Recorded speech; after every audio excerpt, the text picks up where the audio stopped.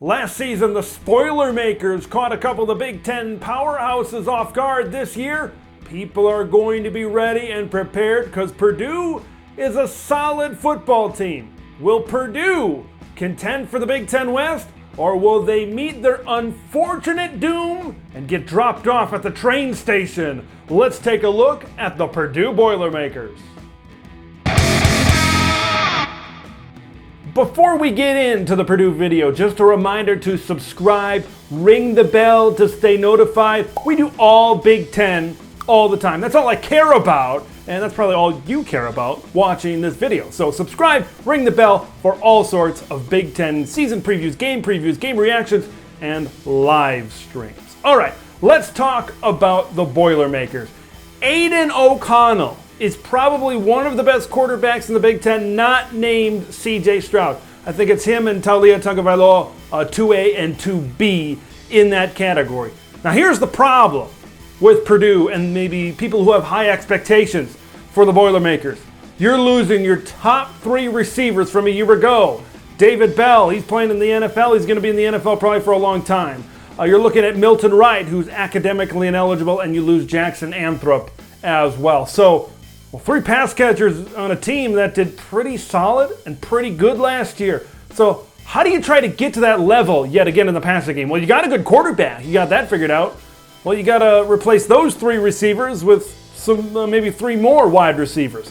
Now, the guys that they have coming back, you look at take just the receiver position for now. You look at Brock Thompson, you look at TJ Sheffield. Then you add in the tight end, Payne Durham. All three of those guys together combined for 1,249 yards and 15 touchdowns last season. There's good production, and that's going to get better because when you don't have a guy like Bell or Anthrop or Wright as your top three targets, these top three targets or these next three targets, I should say, are going to step up and be even better. I love Payne Durham.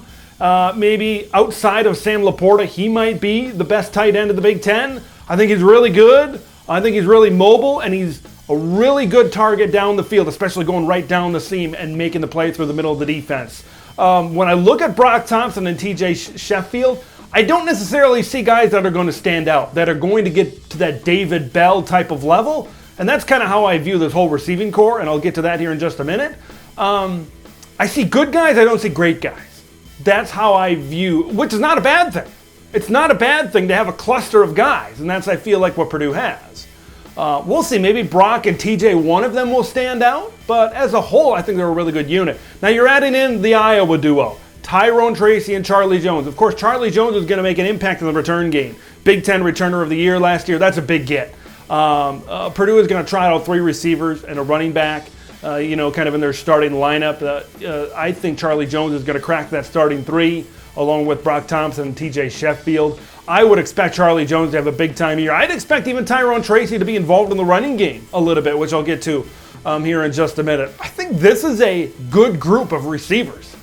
Like I said, none of these guys is going to be a David Bell, but I think together as a whole team, together everyone achieves more, and that's how I feel about this Purdue receiving corps. I think they're pretty good. I think they're pretty good as a group. Let's talk about the running game. This wasn't a great running game last year, and I don't think it's going to all of a sudden be a great running game this year just because you lose a couple of wide receivers.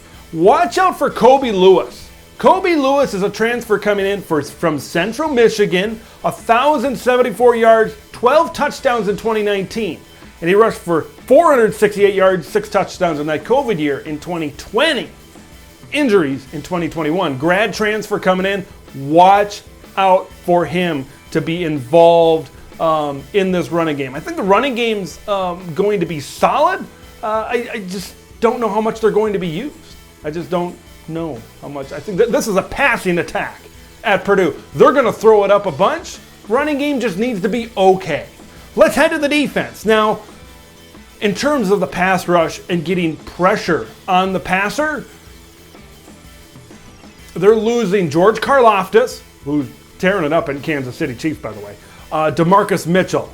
You look at George Karlaftis, 10 tackles for loss, 4.5 sacks. Mitchell, 4.5 sacks, 7 tackles for loss. I mean, that's some big-time production right there in that defensive front.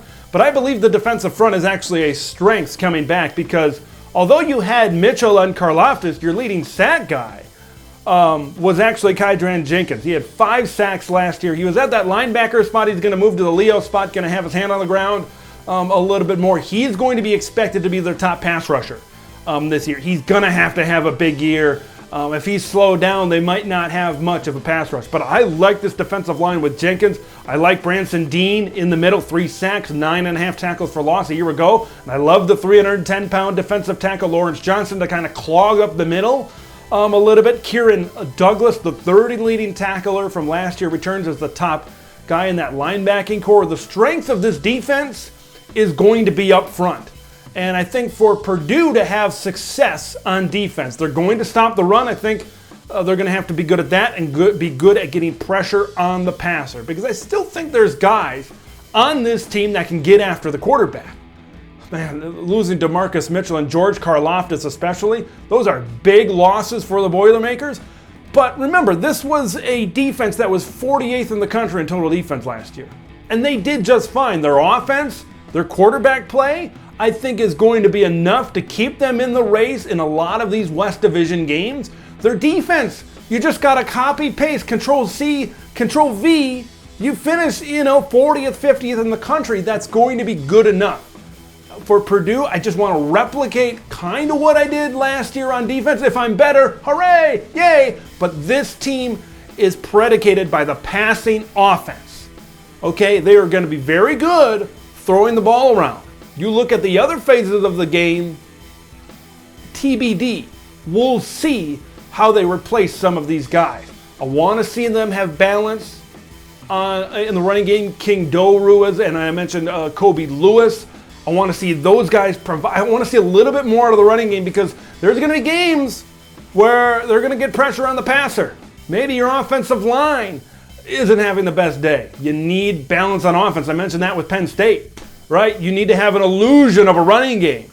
So Purdue, get a little bit of balance, and I think that offense could be really good. Purdue's going to be in a lot of these games, especially these West Division games. I can't wait to see West Lafayette rocking week 1 against Penn State on Fox. That's going to be a doozy. If Purdue starts off with a win against Penn State, watch out. By the time we get to the middle of the season, they could be a 5-1 type of team, 4-2. They could be right there. They could be ranked top 20. They could be. That's all I'm saying. That's like the P word, potential. They could be there. I want to hear what you guys have to think about Purdue football. Okay, last year they were the Spoilermakers. They kind of jumped up on a couple of teams. I think everybody's going to be prepared. Everybody knows the expectations and how good Purdue can be. So I don't think they're going to jump up on anybody, and everybody's going to be prepared for Purdue. What do you guys think? Leave your thoughts in the comments below about what you think about Purdue football, how they're going to do. Hit subscribe, like the video. I'm Big Ten Ted. Big Ten football is almost here. We'll see you in the next one.